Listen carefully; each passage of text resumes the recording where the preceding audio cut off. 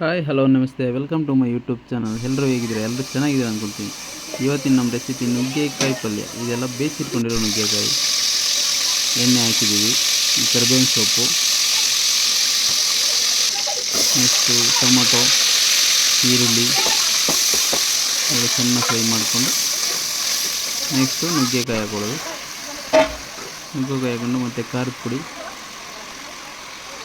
ಮತ್ತು ಶೇಂಗಾ ಪುಡಿ, ಕಡಲೆ ಬೀಜದ ಪುಡಿ ಅಂತೀವಿ ನಮ್ಮ ಕಡೆ, ಇದು ಹಾಕ್ಬಿಟ್ಟು ಚೆನ್ನಾಗಿ ಮಿಕ್ಸ್ ಮಾಡಿಬಿಡ್ಬೇಕು.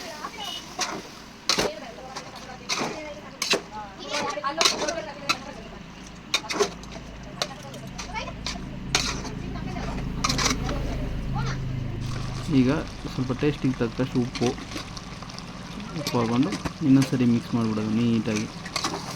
ಇನ್ನೊಂದ್ಸರಿ ಮಿಕ್ಸ್ ಮಾಡಿಬಿಟ್ರೆ ರೆಡಿ ಆಗುತ್ತೆ. ಅಷ್ಟೇ, ಸಿಂಪಲ್ ರೆಸಿಪಿ. ನೋಡಿ ಎಷ್ಟು ಸೂಪರಾಗಿ ಬಂದಿದೆ ನುಗ್ಗೆಕಾಯಿ ಪಲ್ಯ. ಈ ರೆಸಿಪಿ ನಿಮ್ಗೆ ಇಷ್ಟ ಆಗಿದರೆ ಲೈಕ್ ಮಾಡಿ, ಶೇರ್ ಮಾಡಿ, ಸಬ್ಸ್ಕ್ರೈಬ್ ಮಾಡಿ. Thank you for watching.